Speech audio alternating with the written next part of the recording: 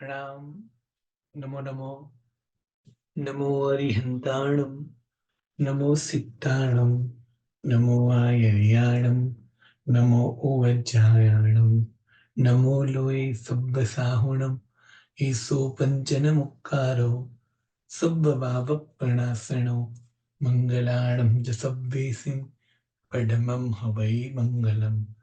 मङ्गलं भगवान् वीरो मङ्गलं गौतम प्रभु मङ्गलं स्थूलिभद्राद्या जैनधर्मोऽस्तु मङ्गलम्।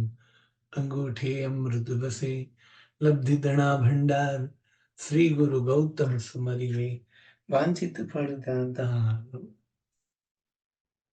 आज नेट प्रॉब्लम होने के कारण सिर्फ आवाज आएगी। शायद स्क्रीन पे जीव विचार के चित्र वगैरह नहीं दिखा सकते हैं, या तो उसमें कुछ प्रॉब्लम भी हो सकता है। तो पूज्यपाद वादी वेताल शांति सूर्य जी महाराजा विरचित यह जीवो विचार प्रकरण में हम संसारी जीवों के 563 भेद देख रहे हैं, जिसमें पहला विभाग था स्थावर का। यानी दूसरी गाथा में ही बताया था कि जीवों के मुख्य दो प्रकार, मुक्त और संसारी। और संसारी की बात करते हुए बताया त्रस और स्थावर। और स्थावर के मुख्य 5 भेद, और वो 5 भेद के ऊपर मिलाकर बताए 22 भेद। इस 22 भेद की बात वो बताई कि 22 भेद किस प्रकार होते हैं। और उसमें पृथ्वी अब देवु की बात करके वनस्पति की बात करते हुए बताया कि वनस्पति के मुख्य 2 विभाग है, प्रत्येक और साधारण। और साधारण की बात बताई कि कौन कौन से साधारण के उदाहरण है, साधारण के क्या लक्षण है। अब प्रत्येक वनस्पति का की बात करते हुए बताते हैं, एक शरीर एगो जीवो जैसिम तुते पत्तेया फल फूल छल्ली कट्ठा मूलक पत्ताणी बियाणी। यानी एक शरीर में एक जीव, इसको प्रत्येक कहते हैं।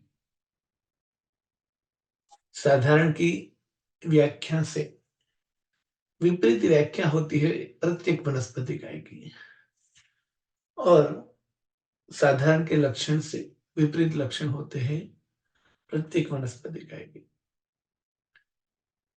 इसलिए गूढ़शिर संदीपम समभंग महिरुगम च छिन्नरुहम साहारणम शरीरम तब भी वर्यम च पत्तेयम। उससे विपरीत प्रत्येक वनस्पति काय है, ऐसी 12वीं गाथा के अंतिम पाद में बताया। अब 13वीं गाथा में बोलते हैं, कहते हैं कि प्रत्येक वनस्पति का माने क्या, तो कि एक शरीर एगो जीवो जैसिम तुते पत्तेया। एक शरीर में एक जीव जो है, ऐसे वनस्पति काय को प्रत्येक वनस्पति काय बोलते हैं। और ये प्रत्येक वनस्पति काय के अलग अलग अलग स्वरूप, तो उनके मुख्य 7 विभाग बताए गए हैं। तो उनके मुख्य 7 विभाग है, 7 ही है ऐसा नहीं लेना है, प्रसिद्ध 7 विभाग है। और ये 7 विभाग जो है वो सिर्फ प्रत्येक के ही है, ये भी नहीं लेना है। बहुधा प्रत्येक वनस्पति हमने अलग अलग स्वरूप में देखी होती है, इसलिए उनके मुख्य 7 विभाग दिए है।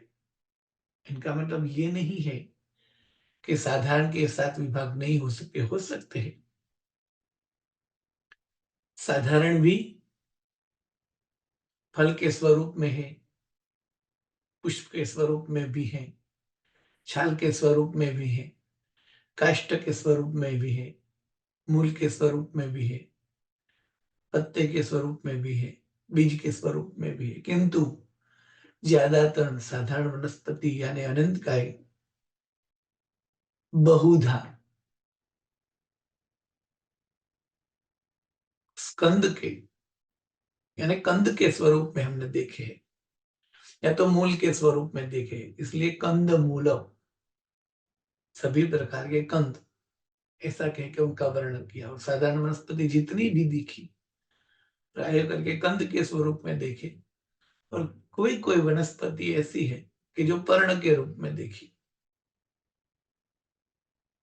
और कम उदाहरण ऐसे हो गए कि जो फल के रूप में भी साधारण के उदाहरण मिलते हैं। तो साधारण वनस्पति के ज्यादातर उदाहरण खाने पीने वगैरह में जो उपयोग में होता था वो कंद स्वरूप में दिखाई देते। सभी आलू तो कंद है, प्याज तो कंद है, लहसुन तो कंद है, क्योंकि वो जमीन के अंदर रहने वाला भाग को कंद शब्द से ले लेना है।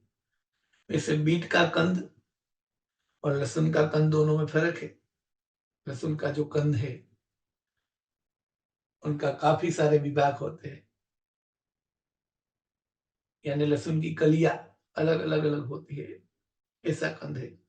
इसलिए उनका वर्णन भी किया अलग अलग प्रकार के कंद के, किंतु बहुधा वो अंडरग्राउंड वेजिटेबल डिश शब्द से आ जाते हैं, कहीं कहीं पत्ते के स्वरूप में भी दिखाई दिए, तो कहीं कहीं जैसे ड्रैगन फ्रूट कोई कोई फल के रूप में भी देखे जाते हैं, इसलिए वहां ऐसा वर्णन नहीं किया। किंतु फल फूल छल्ली कट्ठा मूलग पत्ताणी बियाणी, ये शब्द जो है वो प्रत्येक के लिए, क्योंकि प्रत्येक वनस्पति जो है वो हमें अलग अलग अलग ऐसे 7 स्वरूप में दिखाई देती है। और प्रत्येक वनस्पति काय का जो झाड़ है यानी वृक्ष जो है वो सिर्फ एक वृक्ष में एक जीव है ऐसा नहीं लेना है, क्योंकि वो तो पूरा कई सारे प्रत्येक वनस्पति के शरीर मिलाकर एक वृक्ष होता है। इसलिए एक शरीर एगो जीवो जैसिम तो ते पत्तेला, यानी एक शरीर में एक जीव, उसको प्रत्येक वनस्पति है। तो सामने पूरा नीम का पेड़ है, वो नीम का पेड़ वो प्रत्येक वनस्पति है, किंतु वो एक शरीर और वो पूरे पेज में पूरे वृक्ष में एक जीव नहीं है। तो प्रत्येक के बहुधा ऐसे 7 विभाग देखे जाते हैं, इसलिए बताया कि वो 7 स्वरूप में हमने देखे हुए होते हैं। ये 7 स्वरूप साधारण के नहीं है ऐसा भी समझना नहीं है, और इतने ही प्रत्येक के स्वरूप है ये भी नहीं समझना है, किंतु प्रत्येक के प्रसिद्ध रूप जो हमने देखे हैं उनका ही वर्णन यहाँ किया है कि इस 7 विभाग में हम उनको देख सकते हैं, या तो इस 7 विभाग उनके हो सकते हैं। तो 7 विभाग तो फल फूल छल्ली कट्ठा मूलग पत्ताणी बियाणी, ज्यादातर वृक्ष में भी ये 7 स्वरूप देखने मिल जाते हैं। वो इस 7 स्वरूप की बात करें तो सबसे पहले फल, तो फल का चित्र दिया कि फल के रूप में भी प्रत्येक वनस्पति का काफी सारी है। फल का मतलब फ्रूट यहां नहीं लेना है, फल का मतलब जो उस पौधे का जो फल है वो, जैसे ककड़ी, तो ककड़ी के वेले का फल जो है वो ककड़ी है। जैसे लौकी, जैसे खरबूज, जैसे कलिंगर, वो सब भी फल है। जैसे टमाटर, तो टमाटर भी यहाँ फल के रूप में लेना। फ्रूट माने सिर्फ फ्रूट जिसे हम बोलते हैं वेजिटेबल नहीं, किंतु फ्रूट वो नहीं, यहाँ फल में लेना है फल और सब्जियां सभी प्रकार की, ऐसे स्वरूप में हमने प्रत्येक वनस्पति का काफी सारी देखी है, यानी प्रत्येक वनस्पति का इस रूप में भी होती है। फल के रूप में देखे तो ऑरेंज, बनाना, कलिंगर, खरबूजा, एप्पल, अनानास, चीकू आदि सभी प्रकार के। कस्टर्ड एप्पल,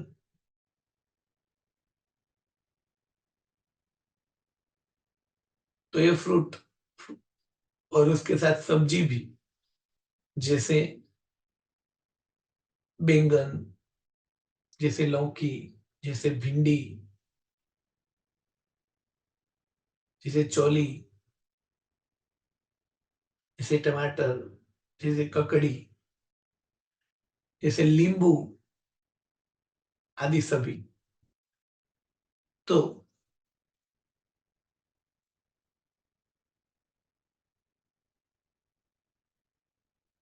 प्रत्येक के रूप में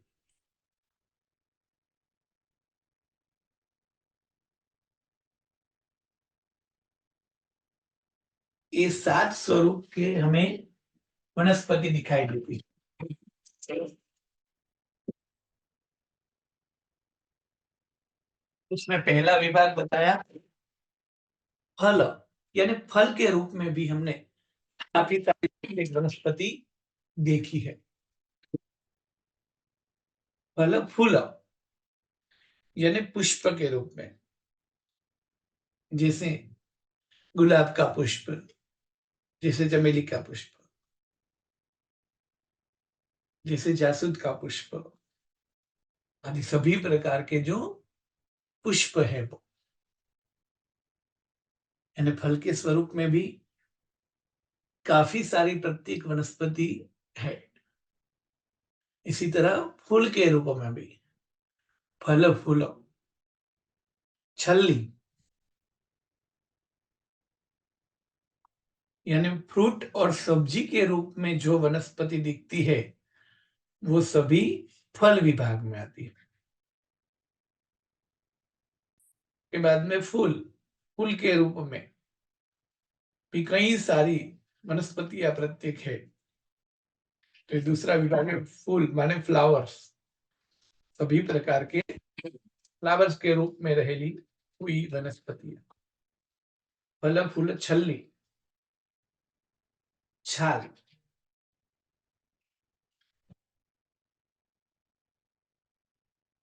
जैसे वृक्ष,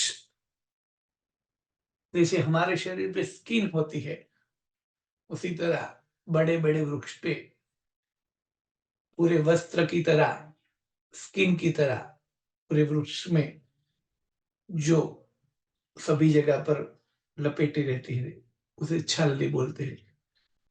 इसको रिंग सभी वृक्ष में, बड़े वृक्ष में दिखाई देती है। तो जो छाल है वो भी प्रत्येक वनस्पति का है, यानी फल का जीव अलग है क्योंकि फल का शरीर अलग है, फूल का शरीर अलग है, छाल का शरीर अलग है। फल फूल छल्ली, कट्ठा माने काष्ट, यानी लकड़ी वाला मजबूत भाग, जहां छाल है उसके बीच में जो रहता है वो लकड़ी वाला मजबूत भाग, जिससे पूरा पेड़ टिकता है, वो भाग, इसको ट्रंक कह सकते हैं। काष्ट यानी लकड़ी, कट्ठा,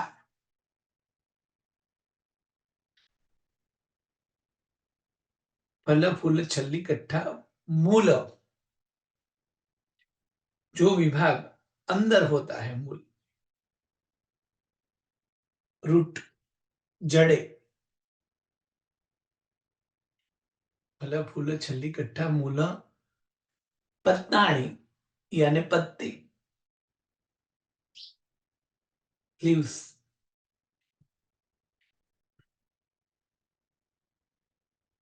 बियाणी यानी बीज, सीड्स,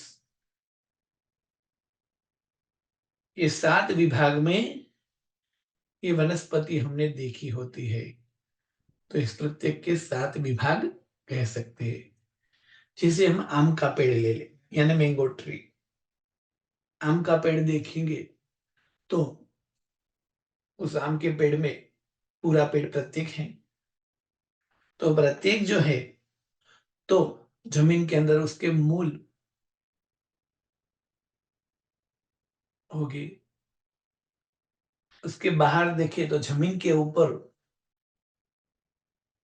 जो बड़ा और छोटे छोटे विभाग दिखेंगे, डाली के रूप में, थड़ के रूप में, उसमें ऊपर ऊपर छाल होगी, यानी छल्ली होगी, और बीच बीच में काष्ठ यानी मजबूत लकड़ी वाला भाग भी होगा।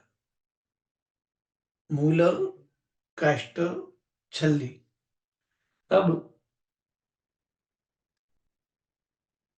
सभी डाली पे जाएंगे तो जहां जहां भी बड़ा थर्ड माने स्कंद, उसमें से बड़ी बड़ी डालियां जो निकली वो डालियां, उसमें से निकली हुई छोटी डालियां, वो सभी में काष्ठ और छल्ली होगी, यानी काष्ठ और छाल हो गए।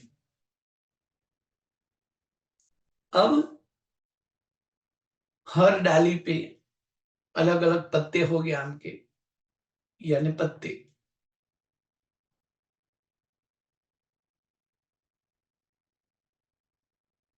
फिर फिर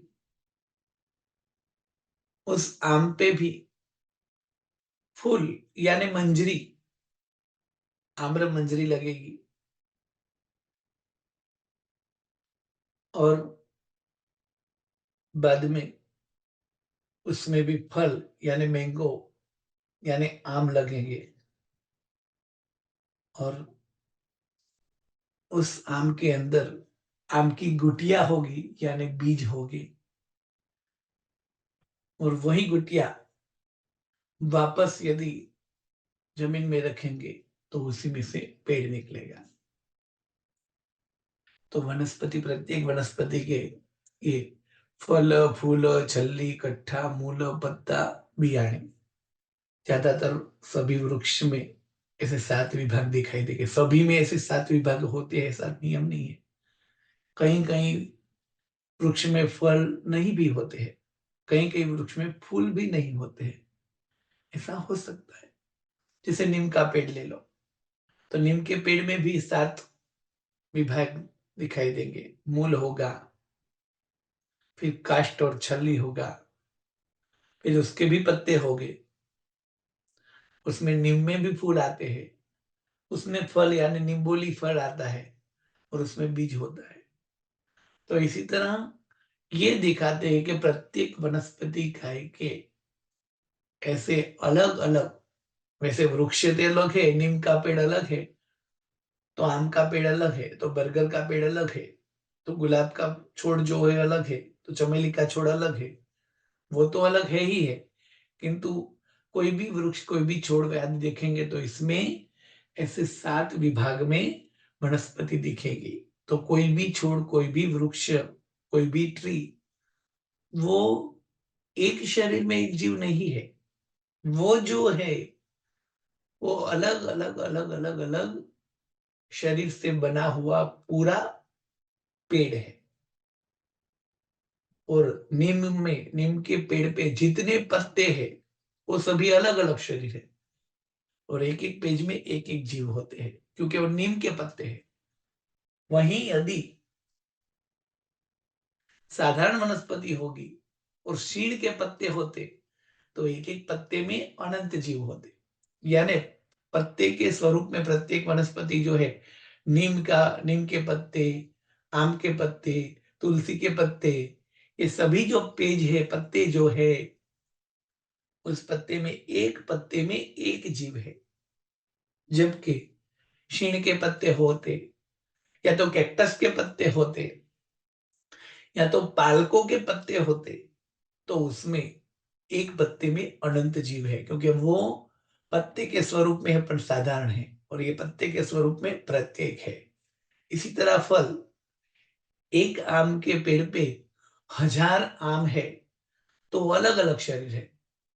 तो आम में, आम के फल में, आम का जो फल है उसमें भी दो शरीर है, एक फल का और एक गुटिया का। तो आम की फल की बात करें तो सभी फल में, एक फल में एक जीव है और उसमें रहा बीज, वो अलग शरीर है, तो उस बीज में भी एक जीव है। जबकि वही इसी फ्रूट का उदाहरण यदि अनंत काय में ले, जैसे ड्रैगन फ्रूट, तो ड्रैगन फ्रूट, एक फ्रूट में भी अनंत जीव है, क्योंकि साधारण फ्रूट का उदाहरण है, यानी साधारण फल वनस्पति स्वरूप में है। ये जो है वो प्रत्येक फल है, आम वगैरह, यानी आम ले लो, खरबूजा ले लो, टमाटर ले लो, बनाना ले लो, जो भी ले लो, ऑरेंज ले लो, किंतु प्रत्येक में सभी में ऐसी व्यवस्था है कि जो फल है उसमें बीज भी रहता ही है। कोई कोई फल ही ऐसे होते हैं जिसमें बीज नहीं है, तो बीज का जीव अलग है और फल का जीव अलग है।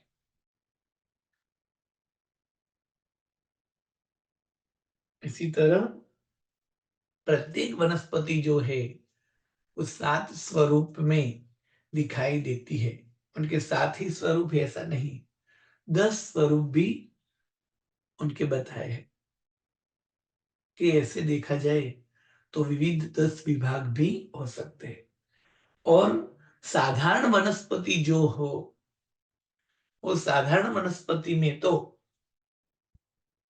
उनके कोई भी पार्ट में, यानी वो फूल के रूप में हो, फल के रूप में हो, पत्ते के रूप में हो, किसी भी रूप में हो, तो उसके एक शरीर में अनंत जीव होंगे ही।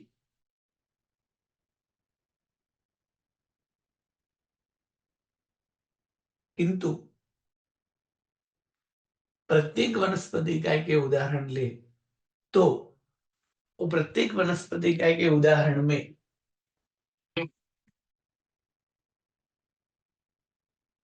अलग अलग जो 7 पार्ट बताए, उस 7 पार्ट में पत्ते, प्रत्येक वनस्पति के तो सभी पत्ते जो है उस पत्ते में एक पेज में एक जीव होगा, पत्ते वाले विभाग में। उसी तरह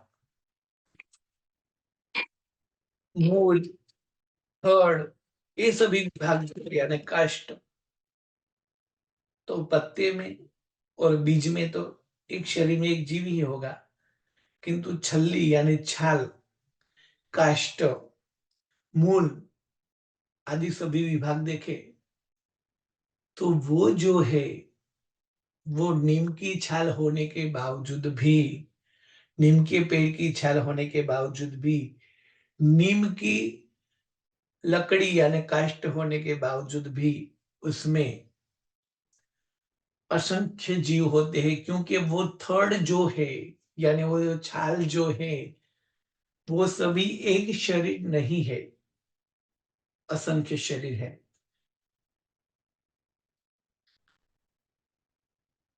किंतु वो पूर्व भव के पाप के अनुसार या तो पूर्व भव की आसक्ति के अनुसार एक जगह पर ऐसे नजदीक नजदीक उत्पन्न हुए हैं, तो वो जो है उसका काष्ठ का भाग या छाल का जो भाग, वो सभी फ्रूट की नहीं, यहाँ वृक्ष की छाल की बात यहाँ हो रही है। तो उस वृक्ष की छाल जो है वो छल्ली जो पूरी है वृक्ष जितनी होती है, तो वो छाल का जीव जो है वो एक शरीर में एक ही जीव रहता है, किंतु वो शरीर कितने हैं, असंख्य है। जैसे तिल, तिल की चिक्की, या तो तिल का लड्डू, या तो धानी का लड्डू, या तो सिंग का लड्डू। अभी शियाले में सभी ये खाते हैं, विविध अलग अलग प्रकार की चिक्की बनाते हैं ना, जो तल की, धाने की, ममरे की, या तो सींग की, या तो फिर ले लो के ड्राई फ्रूट की। तो इसमें तिल की चिक्की का एक टुकड़ा, समझो कि पूरी थाली बनाई और एक टुकड़ा तिल की चिक्की का एक टुकड़ा, 1 पीस, उसे बोला जाता है कि चिक्की का एक टुकड़ा, किंतु उसमें तल एक नहीं होते, एक टुकड़ा हजारों तल से बनता है और एक एक तल में एक एक जीव रहता है। तो वो तल की चिक्की जो है वो प्रत्येक वनस्पति काय का ही उदाहरण था।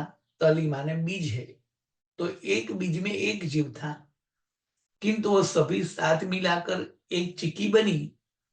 तो वो चिक्की तो अचित है, पर उस चिक्की में तल कितने हैं, तो क्या 1000, 2000 या 3000 भी हो सकते थे, और उसमें सभी तल में एक एक जीव थे।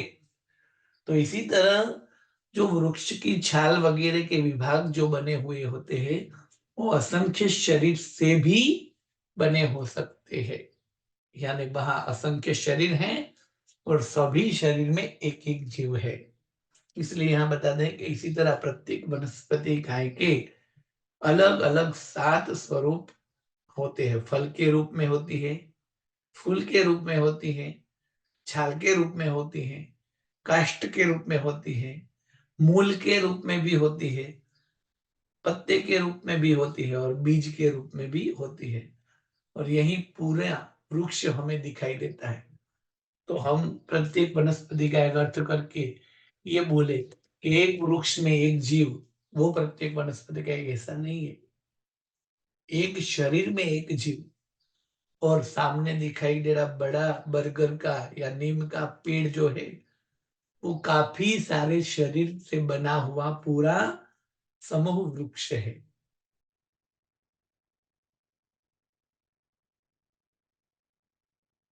इसी तरह उनके 7 विभाग दिखाए।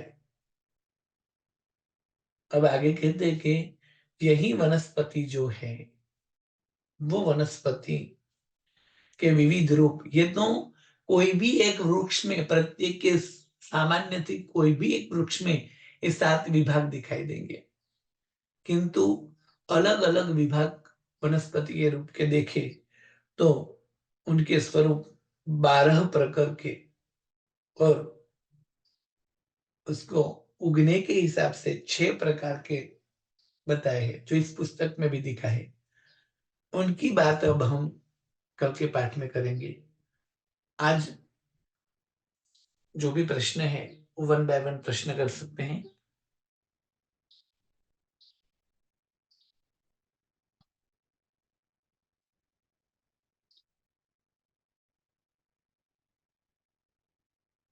हाँ बोलिए हर्षाबेन।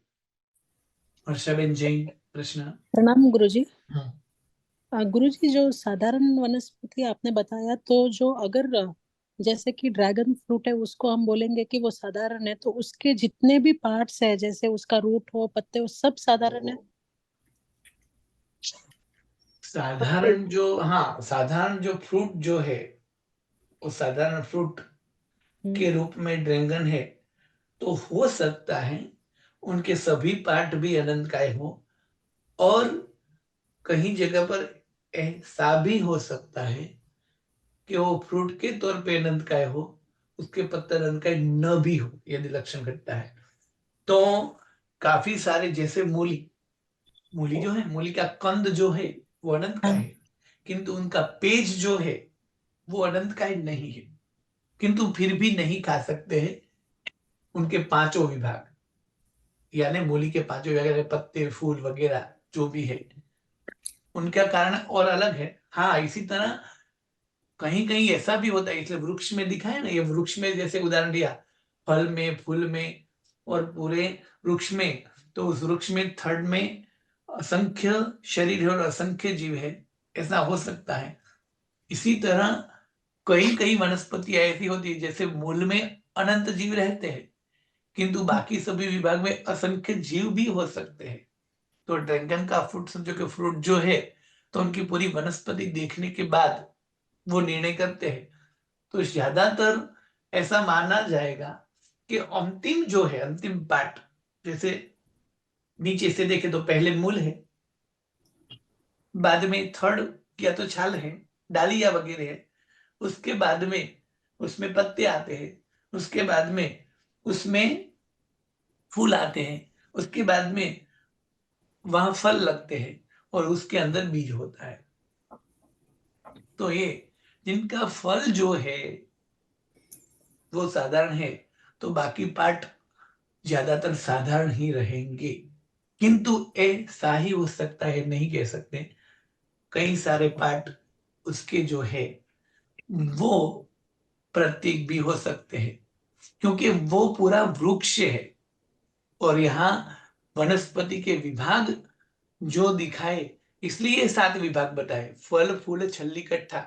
यानी ऑरेंज का जो फ्रूट है वो एक प्रत्येक वनस्पति का है, तो ऑरेंज के फ्रूट के जो अलग अलग पत्ते हैं वो भी प्रत्येक वनस्पति का है। यानी व्याख्या क्या है, एक शरीर में एक जीव होना, उसे प्रत्येक कहते हैं। तो ड्रैगन फ्रूट यदि फ्रूट के तौर पे वनस्पति है और साधारण है, तो उसके एक फ्रूट में अनंत जीव रहेंगे।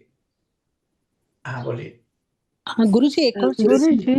तो साधारण में हम कह सकते हैं कि असंख्य शरीर होंगे, जिस हर शरीर में अनंत जीव होंगे। हाँ, साधारण में असंख्य शरीर हो गए। यानी कोई भी फ्रूट या तो कोई भी कंद लो, अब हमें लगेगा कि साधारण जो है वो एक आलू ले लो, या तो एक मूली ले लो, या फ्रूट के तौर में बैंगन ले लो, या तो फिर पत्ते ले लो, कोई भी। हाँ, तो वहां असंख्य शरीर का एक झुमका है और एक एक शरीर में अनंत अनंत जीव है। तो आलू जो है वो आलू जो है साधारण है, किंतु आलू क्या, एक आलू दिखाते हुए बोले कि इसमें शरीर कितने हैं, तो कि उसमें वास्तव में शरीर असंख्य है। और असंख्य शरीर है उसमें, एक एक शरीर में अनंत अनंत जीव है। आप बोलेंगे कि बनाना, समझो कि कहें पेड़ जो है, अभी पत्ते जैसे पालकों के पत्ते, जैसे कैक्टस के पत्ते, और जैसे शीड़ के पत्ते, तो एक पत्ता है तो एक पत्ता है वो, तो एक पत्ते में अनंत जीव है वो तो है ही, किंतु एक पत्ता जो दिखता है वो वास्तव में शरीर भी असंख्य शरीर है, और एक एक शरीर में अनंत अनंत जीव है।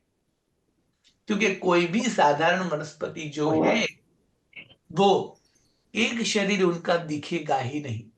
एक शरीर किसी का भी दिखेगा तो वो सिर्फ और सिर्फ प्रत्येक वनस्पति का दिख सकता है। जैसे बनाना, तो एक शरीर है और उसमें एक जीव है। जैसे तुलसी के एक एक पेज, या तो नीम के एक एक पेज, तो वो एक एक शरीर अलग है और उसमें एक एक जीव है। तो प्रत्येक वनस्पति का ही एक शरीर दिख सकता है। बाकी पृथ्वी लो, अप लो, तेबू लो, वायु लो, या तो साधारण वनस्पति लो, उन सभी का कोई भी साधारण वनस्पति सूक्ष्म तो दिखेगी नहीं, बादर भी कोई भी साधारण कोई भी स्वरूप में दिखेगी तो वो असंख्य शरीर होगा तभी दिखेगी।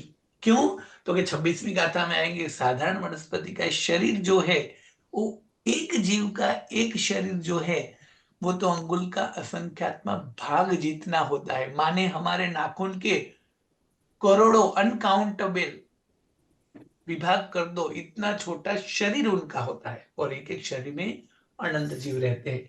तो साधारण वनस्पति का इतना कभी एक शरीर दिखेगा ही नहीं। हाँ ओके बोलो। गुरु जी, तो मूली के पत्ते अगर प्रत्येक है तो हम क्यों नहीं खा सकते? हाँ, प्रत्येक है तो क्यों नहीं खा सकते, उनकी बात आगे आएगी, क्या खाना वगैरह में वो क्यों नहीं खा ओके। सकते, उनके दूसरा भी कारण है इसलिए। हाँ बोलिए अच्छा। विद्या बहन। गुरुजी ગુરુજી આપણે પ્રણામ ગુરુજી हाँ નિમિષા બોલું बोलिए। છું. આપણે જે થડની છાલની વાત કરી ને, हम्म। એ અનેક શરીર મળીને અસંખ્ય શરીર મળીને એક છાલ છે, हम्म। પણ સંપૂર્ણ છાલમાં જીવ એક જ છે. नहीं, वो जो है प्रत्येक प्रत्येक वनस्पति का ही अंदर ऐसा होता है कि इस छाल जो है वो असंख्य शरीर से मिलकर भी बन सकती है और एक शरीर वाली भी हो सकती है। तो असंख्य शरीर मिलकर बनी है, तो प्रत्येक का लक्षण क्या है, एक शरीर में એક एक જીવ. जीव है। तो मानो कि इस पेड़ की छाल जो है वो असंख्य, असंख्य माने हम ऐसा ले लाख शरीर से बनी हुई है, तो जी। हर एक शरीर में एक एक जीव होगा, यानी ये छाल, पूरी छाल लाख शरीर से बनी है, तो छाल के रूप में पूरे वृक्ष में लाख जीव है। जैसे पत्ते हैं, एक पेड़ के पत्ते यदि 2 लाख है, तो सभी पत्ते अलग अलग है और सभी में एक एक जीव है, यानी 2 लाख पत्ते के रूप में है। तो उसी पेड़ में समझो कि 10,000 फ्रूट है, तो हर एक फ्रूट में एक एक जीव है, तो फ्रूट के रूप में 10,000 जीव है। उसी फ्रूट में एक-एक फ्रूट में 50-50 बीज है, तो 5 लाख बीज हो गए। तो हर एक शरीर में एक-एक जीव है और इसी तरह समझो कि छाल जो है, वो असंख्य शरीर की बनी हुई हो सकती है। हाँ, ऐसा ही है ऐसा नहीं, तो असंख्य शरीर की भी बनी हुई होती है। तो उसमें समझो कि असंख्य शरीर में उदाहरण के तौर पे ले, असंख्य माने अनकाउंटेबल होता है, किंतु उदाहरण के तौर पे ले कि ये छाल जो है प्रत्येक की, ये असंख्य माने 10 करोड़ शरीर की बनी हुई हद है, तो उसमें 10 करोड़ जीव होंगे। किंतु वही यदि साधारण के रूप में होगी, और साधारण जो है वो हमेशा कोई भी पार्ट वो असंख्य शरीर से बना हुआ होगा, या पत्ते के रूप में हो, फूल के रूप में हो या फ्रूट के रूप में हो, और हर एक शरीर में अनंत अनंत जीव होंगे। जी। और अगर एक वृक्ष की छाल में एक ही शरीर है सपोज, हम्म, तो अगर उस छाल का कोई भी एक पार्ट निकालते हैं, यानी वो हम्म, जो काटते समय या कुछ छीलने के समय पे निकल जाता है, हम्म। तो फिर वो जीव का क्या होगा? हाँ, यदि छाल में एक शरीर में एक जीव होगा, तो वो छाल का क्या होगा? तो छाल जो है वो सूखने के बाद में, इसलिए कहा कि छाल का कोई भी छोटा भी टुकड़ा आप लेंगे, तो वो जो है उसमें काफी सारे शरीर हैं, जी। असंख्य माने उदाहरण। तो उस पार्ट में जितने शरीर है और उस हम्म। शरीर में एक एक जीव है, वो टुकड़ा निकल गया, तो वो टुकड़ा सूखने के बाद उसमें से सभी जीव मृत्यु हो गए, यानी उनकी विराधना होगी, यानी उनकी हत्या होगी, वो सब मर जाएंगे। किंतु बाकी के जो है वो छाल वृक्ष के, वो जीवित रहेगी, और वो जीवित रहेगी क्योंकि वो अलग शरीर वैसे साथ में ज्वाइंट था, किंतु एक था नहीं। जैसे उदाहरण के तौर पे ले, तो तिल की चिकी के एक पार्ट दूर हो गया, तो वो पार्ट में रहे हुए तल अलग हो जाएंगे, किंतु बाकी के तो ऐसे ही रहेंगे। तो बाकी कैसे रहेंगे? समझो, मानो कि कभी ऐसा हुआ, ऐसा उदाहरण कोई दिखता नहीं है, किंतु ऐसा हुआ कि पूरी छाल में ही एक जीव है, तो क्या होगा? तो वो हमारी तरह होगा, जैसे हमारी पूरी चमड़ी में एक जीव ही है ना, हमारी पूरी चमड़ी में हमारा एक ही जीव व्याप्त है। ज्यादातर ऐसा वृक्ष का कोई नाम नहीं दिया गया उस वृक्ष में, पर ए हो तो क्या होगा? तो हमारी चमड़ी जैसे छिल जाती है, तो हमें जैसे दर्द होगा, उसी तरह उसमें भी दर्द होगा, और थोड़ी समय के बाद उसमें वापस वहां छाल आ जाएगी, तो उनका घाव दूर होगा। यानी हमें जैसे रोग होता है, घाव लगता है, उसी तरह वनस्पति को भी ये होता है। और एक बात ये है कि प्रत्येक वनस्पति काय के जो ये सभी पार्ट है, वो सभी पार्ट तोड़ने के बाद भी वो पूरा वृक्ष नहीं मुरझा जाता, क्योंकि वो सब शरीर, एक पत्ता तोड़ोगे तो इस पत्ते में जो जान है वो साथ में आ जाएगी, वो जीव, बाकी के ऐसे ही रहेंगे। किंतु जैसे पत्ते में, वृक्ष में, सार में, सभी विभाग में असंख्य शरीर और सभी में एक एक जीव है, इसी तरह पूरे वृक्ष में भी एक जीव व्याप्त रहता है। एक जीव ऐसा होता है, समझो कि प्रत्येक वनस्पति का कोई भी उदाहरण लिया, और उसमें जो है वो पत्ते के रूप में 1000, फल के रूप में 2000, फूल के रूप में 3000, ये सब मिलाकर 1 लाख जीव हो गए। थड़ में इतने, मूल में इतने, वो सब जीव मिलाकर उससे एक और ज्यादा जीव होता है। वो जीव मूल से लेकर सभी मूल के विभाग में, पूरे थड़ में और सभी छाल में और सभी डाली में, सभी पत्ते में, सभी पेज में और सभी बीज तक वो फैलाई देता है, सभी तक। और यदि ये जो जीव है ज्यादातर, वो जीव मिडल यानी वृक्ष का मध्य भाग यानी केंद्र स्थान में, यानी मर्म स्थान कहते हैं, यदि ये वृक्ष का जीव जो है उस पर कोई घात लग गया उसके मर्म स्थान पे, तो वो जीव जो मर जाएगा तो शायद थोड़े ही दिन में पूरा वृक्ष भी सूख जाता है। इसी तरह काफी सारे उदाहरण होते हैं कि पूरा वृक्ष अचानक सूख जाता है तो उसका मुख्य जीव जो है वो मृत्यु प्राप्त हो जाता है। तो ऐसा भी हो सकता है। हाँ बोलिए, प्रश्न।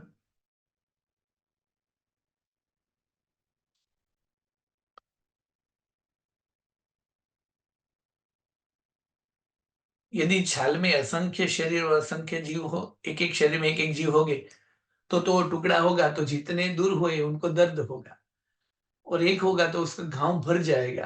क्योंकि हमें कहीं घाव लगने से हम मृत्यु प्राप्त करते ऐसा नहीं, हाँ, किंतु कहीं यदि मर्म स्थान में मृत्यु लगे तो पूरा जीव जैसे चला जाता है तो पूरी छाल भी सूख जाएगी। उसी तरह पेड़ का एक अलग जो जीव है वो यदि मृत्यु होगा तो बाकी सब सूख जाएंगे। एक पत्ते तोड़ने से कभी वृक्ष नहीं सूखेगा, एक पुष्प तोड़ने से कभी वृक्ष नहीं सूख जाएगा, क्योंकि एक फल तोड़ने से भी वृक्ष नहीं।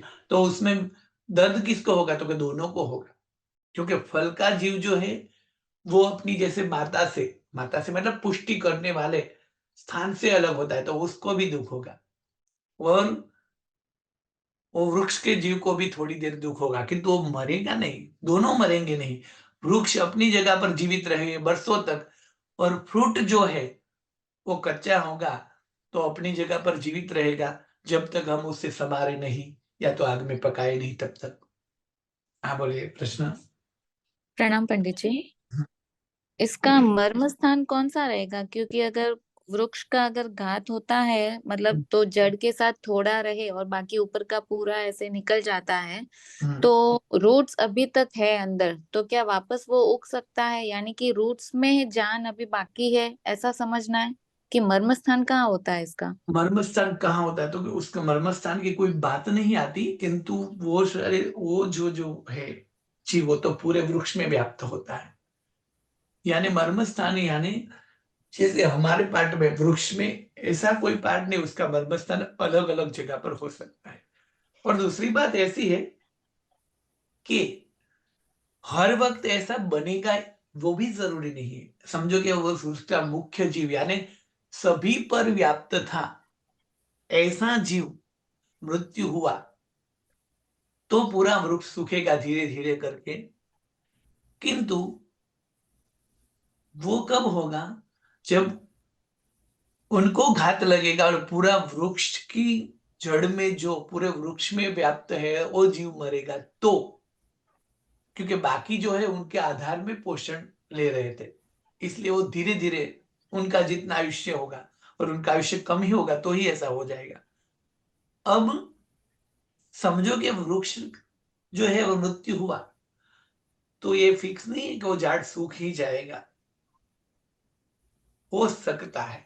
क्यों, तो कि समझो कि मूल जीव जो था उनका घात हुआ तो वहां दूसरा जीव उत्पन्न हो भी सकता है और पूरी वृक्ष की मालिकी वो ले लेता है। जैसे हमारे घर में कोई मुखिया थे, सभी को खाना पीना वगैरह उनके ऊपर ही निर्भर था, तो वो चले गए तो पूरा परिवार बर्बाद हो सकता है धीरे धीरे। किंतु उसमें ऐसे भी कोई होते हैं, या तो ऐसे कोई उनकी नई जवाबदारी ले लेने वाले होते हैं कि पूरी कुटुंब की जवाबदारी ले। तो यहाँ भी ऐसा भी होता है, कोई वृक्ष का यानी कोई वनस्पति का जीव वहां उत्पन्न होके उस पूरी वृक्ष की सत्ता यानी अपने हाथ में ले सकते, तो ऐसा भी हो सकता है। जैसे ये नहीं होता तो रायण वृक्ष जो है वो लाखों वर्ष से असंख्य वर्ष से नहीं होता, किंतु क्योंकि हर एक वनस्पति की ऊंचाई अरे आयुष्य जो है वो ज्यादा से ज्यादा 10,000 वर्ष ही होता है।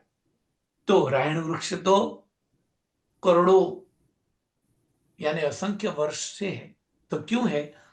तो उनका जीव जो है वो मृत्यु होने के बाद वहां ही उत्पन्न हो सकता है, वहीं के वहीं, या तो दूसरा जीव भी वहां उत्पन्न होता है। तो वृक्ष हरा भरा 10,000 वर्ष से भी करोड़ों वर्ष तक भी वो रह सकता है। हाँ बोलिए। जी धन्यवाद। ગુરુજી हम्म, આપણે ઓરેન્જ હોય हम्म। તો ઓરેન્જની છાલમાં જુદો જીવ હોય અને અંદર જે પેશી આપણે કાઢીએ એમાં જુદો જીવ હોય અને બીમાં જુદો જીવ હોય. नहीं, ये जो है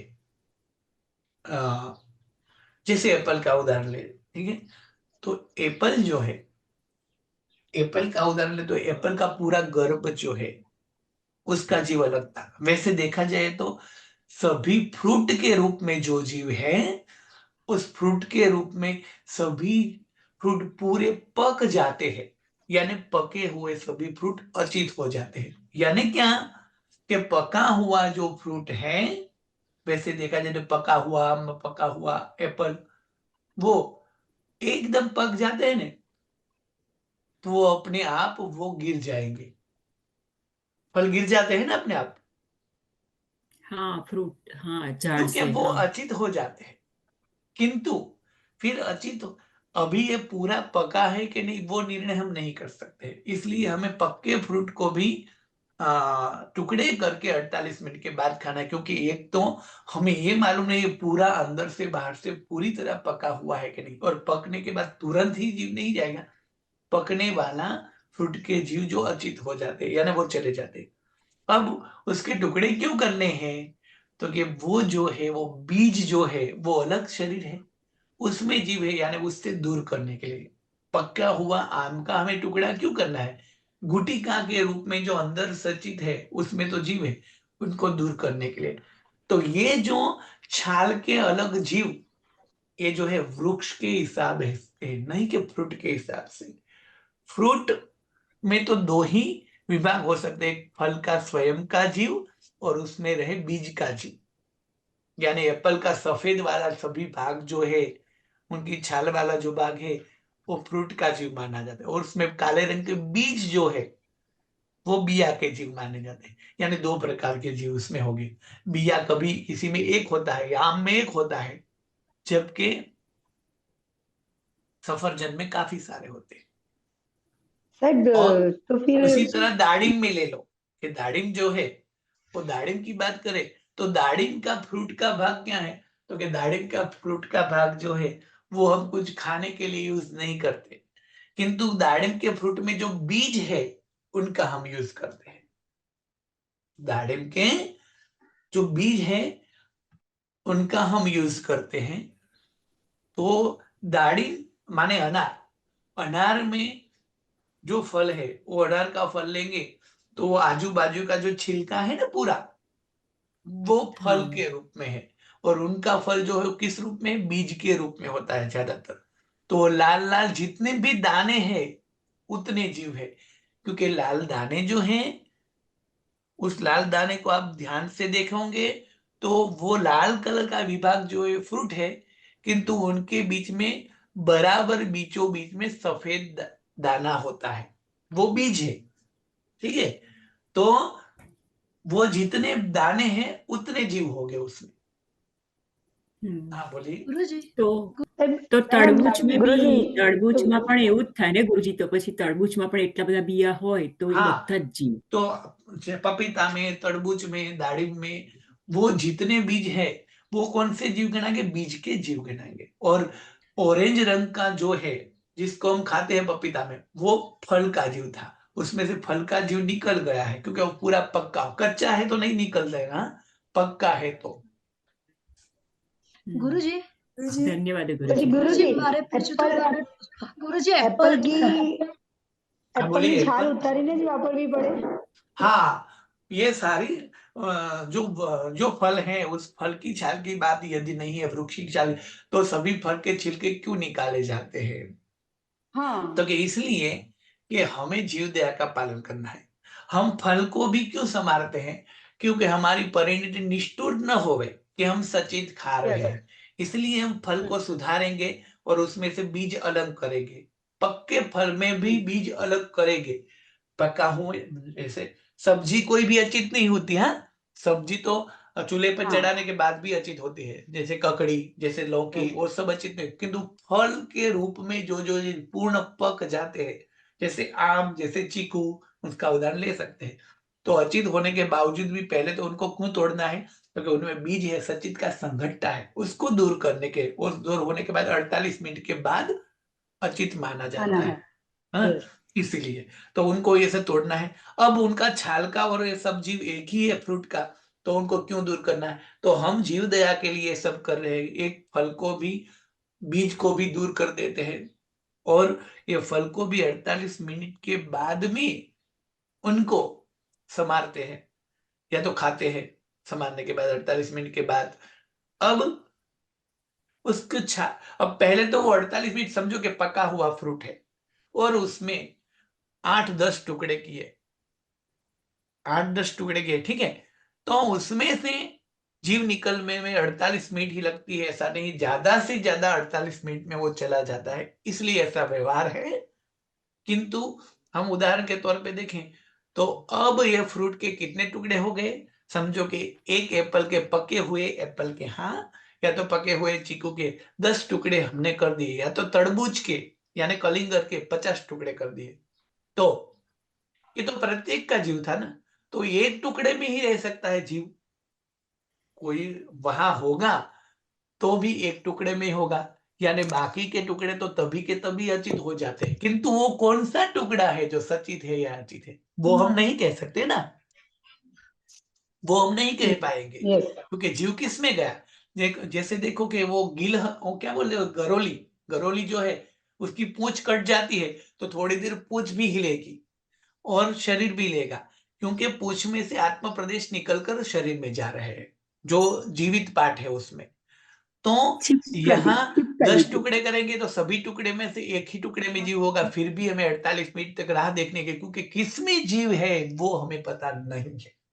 तो इतनी जीव दया के परिणाम के हिसाब से हमें आगे देखें तो छाल में अलग जीव नहीं होने के बावजूद भी यदि हम छाल निकालेंगे नहीं तो हम शायद छाल खाएंगे भी नहीं, और एप्पल का भाग खा जाएंगे गर्भ का, और छाल जो है वो फेंक देंगे, तो वो छाल हमारे मुंह में छू कर जाएगी, तो वहां तो पंचेंद्रिय समूर्छिम उत्पन्न होंगे, तो एक इंद्रिय की विराधना के बचने के लिए तो हमने ये सब मेहनत की थी, तो वहां समूर्छिम उत्पन्न होने वाली क्रिया कैसे चल सकती है, इसलिए छिलके उतार कर करना है।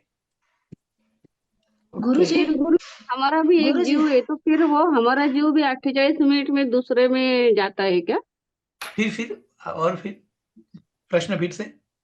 हमारा भी जीव है ना एक, तो हाँ, हम मरते हैं तो हमारा जीव भी 48 मिनट रहता है फिर दूसरे में प्रवेश करता है क्या? नहीं, हम्म, हाँ, हमारा जीव, किसी का जीव जो है वो हम्म, निकलने में 48 मिनट लगता है, ऐसी बात नहीं है, हाँ, उनका जीवित इतना हो सकता है तो वो रह सकता है, इसलिए कहा ना तोड़ने के बाद तुरंत भी वो जीव चला जाता है, किंतु हमें पता नहीं है ना कि कब जाएगा, हाँ, तो वो पता ज्यादा से नहीं है। ज्यादा 48 मिनट में चला जाता है। तो हमारा जो शरीर है हम्म, उसका कोई पार्ट, मानव का हाथ कट गया तो वो आत्म ओके। प्रदेश आत्मा जो थे वो सब तो इसी शरीर में आ जाएंगे, किंतु कोई भी चीज मृत्यु होती है किसी भी जीव के, वो तो तुरंत जीव निकल जाता है, किंतु उसके छुरी चलाने के बाद उन पर घाव हुआ है और मृत्यु हुआ है नहीं, वो निश्चित नहीं हो सकता। जैसे कई बार हमारा भी एक्सीडेंट होने के बाद हमारे उंगली के 5 टुकड़े हो जाने के बाद भी हाँ, हम नहीं मर सकते, ऐसा हो सकता है ना। ओके, हो सकता है। गुरुजी, गुरुजी पूछना था कि बोलो। अभी अभी एप्पल का जीव है, तो हम्म उसमें आपने बोला कि फल फूल छल्ली कट्ठा, तो हम्म। छाल जो एप्पल की है उसमें भी एक ही जीव है कि वो उसके साथ ही है, फ्रूट के साथ ही है? फिर से वो छाल का अलग जीव, छाल के उदाहरण के तौर पे वृक्ष की छाल को लेना है, फल की छाल को नहीं, तो गुरुजी, अब एकादशी के वक्त हम एप्पल की छाल निकाल के खाते हैं, क्योंकि समूर्छिम उत्पन्न नहीं होते। ये पूरा छाल के साथ खा ले तो फिर भी नहीं पूरा चलता है छाल ना? के साथ खा ले तो चल सकता है, किंतु अभी व्यवहार ऐसा नहीं है। ओके, यानी साहिब जी को और आती है तो अभी भी पूरा हाँ, छाल निकाल के तो और पैर छाल का निकालने की पूरी बात यही है कि ज्यादातर फल जो है वो छाल के साथ हम यदि खाए तो चल सकता है, ठीक है। किंतु व्यवहार ऐसा हो गया है कि कई कई फ्रूट की छाल हम खा, जैसे चीकू की छाल हम नहीं खा सकते, खाएंगे कोई भी नहीं खाएगा, खाएगा नहीं खाएगा। नहीं। गुरुजी हम पैर की छाल तो खाएंगे ना, पैर जो सॉफ्ट वाले आते हैं। हाँ, मैं यही कह रहा हूँ, जैसे तरबूज की छाल कोई खाएगा नहीं खाएगा, नहीं पपीता की छाल खाएगा नहीं खाएगा। नहीं। नहीं तो क्या होगा कि वो यदि छाल सहित, समझो कि छोटे बच्चे को आलस के कारण हम पूरी तरबूज की चीर दे देंगे, चीर मतलब हाँ कोई हाँ पार्ट होता है वो देंगे, तो वो लाल भाग ही खाएगा, वो चीर को हाँ फेंक देगा, तो उस हाँ चीर में पूरा समूची उत्पन्न होगा। हाँ यदि हम चीकू को भी ऐसी छाल बिना छिलके निकाल देंगे तो गर्भ वाला भाग खाएगा, छाल वाला भाग फेंक देगा, ठीक है ना। तो काफी सारे फ्रूट में ऐसा ही होता है, छाल फेंक देते हैं। हाँ, ओके। आम में या तो शायद एप्पल में ऐसा हो सकता है, ऐसे पीच या तो ज्यादा कोई इतने काफी कम फ्रूट है जिसकी छाल सहित भी हम खाने में हमें कोई प्रॉब्लम नहीं होता है। तो ये एक सही व्यवहार बन गया है कि सभी की छाल निकालना है। बाकी जो गुरुजी फ्रूट छाल सहित खा सकते हैं उसमें कोई प्रॉब्लम नहीं है, किंतु ये कारण से सभी के छिलके निकालते हैं।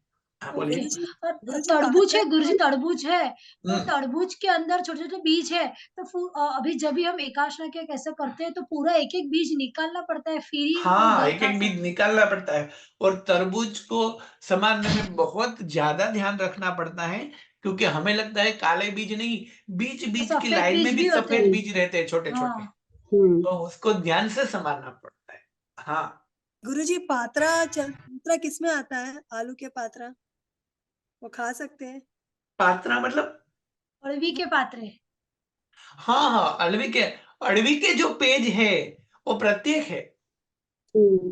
अच्छा। गुरुजी टमाटर है जो, उसमें तो बहुत सारे बीज है, तो वो पूरा एक ही सब्जी के हिसाब से गिना जाए कि फ्रूट के हिसाब से? हाँ, वो जो टमाटर जो है, उस टमाटर में जितने बीज है, उस एक एक बीज में एक एक जीव, और बीज को छोड़ के बाकी का जो है रस या तो लाल कलर का सभी विभाग, वो एक फ्रूट का जीव माना जाएगा। जैसे पपीता में, उसी तरह टमाटर में, उसी तरह टमाटर ककड़ी। के बीज सब निकाल के हम यूज कर सकते हैं, एकाशने में ऐसे में नहीं कर सकते ना? हाँ, हम यूज कर सकते हैं, तो पहले ही बताया कि जो फ्रूट के हिसाब में, फल के तौर में जिसे मानते हैं, वो सब पक जाने के बाद अचित रहते हैं, किंतु टमाटर में बीज निकालने के बाद वो सब्जी में है, तो वो जो है, सब्जी में हाँ, तो उनको पकाना पड़ेगा या तो उनकी ओके, चटनी बनानी पड़ेगी। तो सब्जी में गिना जाएगा ना टमाटर? हाँ हाँ ओके गुरुजी। प्रणाम गुरुजी। हाँ, बोले। गुरुजी। और वैसे देखा जाए तो पक्का हुआ पूरा टमाटर हम फ्रूट में ले रहे, तो उनके एक एक करके समझो कि एक एक बीज निकाल, टमाटर में सभी बीज निकले, ऐसा पॉसिबल शायद है ही नहीं मुझे ख्याल से, तो नहीं क्योंकि सर, गुरुजी बीज का जो घर निकलते तो पूरे बीज निकल ही जाते हैं, हाँ हाँ बराबर, तो भी पर ये तो सब्जी के हिसाब से है, तो भी हाँ सब्जी सब्जी के के हिसाब हिसाब से ही से। गिना है। ओके गुरुजी।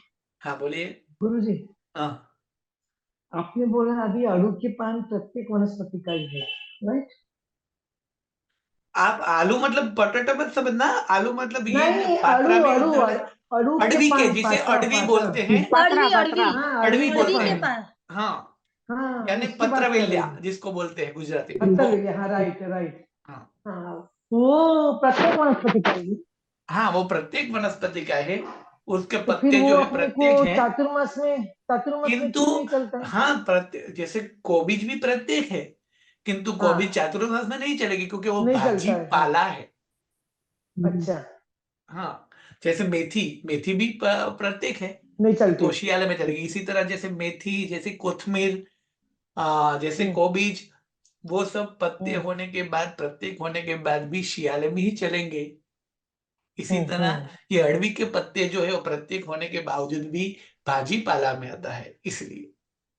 उसकी नशा ज्यादा है, ऐसा सब है, तो फिर वो प्रत्येक में जाएगा क्या फिर और कुछ भी? नहीं, पेज के स्वरूप में जो है, हाँ, पेज के स्वरूप में ज्यादातर वनस्पति जो यूज की जाती है वो सब भाजी पाला में आता है, पेज के रूप में। नस तो बहुत सारी दिखती है ना सर, हाँ नसा तो बहुत दिखती है ना उसमें। हाँ, तो वो अनंतकाय नहीं है, प्रत्येक ही है। मैंने कहा ना कोबीज प्रत्येक है, किंतु शियाले में ही अच्छा। क्यों खाई जाएगी, क्योंकि वो भाजी हाँ। पाला है, अनंतकाय ऐसा नहीं। अच्छा, हाँ, ओके ओके। गुरुजी कैबेज है वो कोबीज, तो वो तो पत्ता एक एक निकाल के हम काट के खा सकते हैं ना वो चौमासे में। कोबीज जो है वो एक एक पत्ता निकाल के, वो पत्ते के रूप में, तो एक एक पत्ते में एक एक जीव है, वो बात सही है, वो प्रत्येक है, वो बात भी सही है। किंतु एक पेज के बीच में दूसरा पेज के बीच में जो पोलान वाला भाग है, हाँ उसमें बेइंद्रिय आदि जीव भी रहते हैं, तो उसकी पूरी अच्छी तरह जैना करने के बाद खा सकते हैं। तो चौमासे में नहीं खा सकते 8 महीना। नहीं, जो जो सभी पत्ते के रूप में जब भी सब्जियां होती है वो ज्यादातर शियाले में ही होती हैं। बाकी के उसमें उसका स्वाद भी बदल जाता है और उनका प्रभाव भी बदल जाता है और उसमें जीवोत्पत्ति भी ज्यादा हो जाती है। उस यानी है उसके बीच बीच में ज्यादा, देखो आप यदि किसी डॉक्टर के पास भी जाओ ना, तो भाजी वगैरह खाने की छूट या तो सलाह शियाले में ही देंगे, उनाले में नहीं देंगे। हाँ तो गुरुजी पत्ते पत्ते निकाल के भी नहीं खा सकते चौमासे के बाद, नहीं, चौमासे में। शियाला के बाद नहीं खा सकते। जो भी भाजी पाला में जो सब आता है वो पत्ते, देखो कोथमीर के पत्ते के तो पत्ते ऊपर भी पत्ते नहीं है, फिर भी वो भाजी पाला है, तो उनका हाँ पत्ता तो एक एक देख सकते हैं, फिर भी वो नहीं खा सकेंगे, क्योंकि वो सब भाजी पाला में जो आता है वो सब। हाँ, उनकी सुकवनी यदि कर दे तो वो फिर और 4 महीना यानी कि उनाले तक खा सकते हैं। वो सुकवनी भी चौमासा में नहीं खा सकते, पत्ते की, कोई भी पत्ते की। सुकौड़ी भी उनाले तक ही खा सकते हैं। वो भी एक ही गुरु जी 4 ही महीना ना, अगले हाँ, साल मतलब वो नहीं चलता 4 महीना सियाले में तो आप हरी भी नहीं खाते नहीं, होंगे।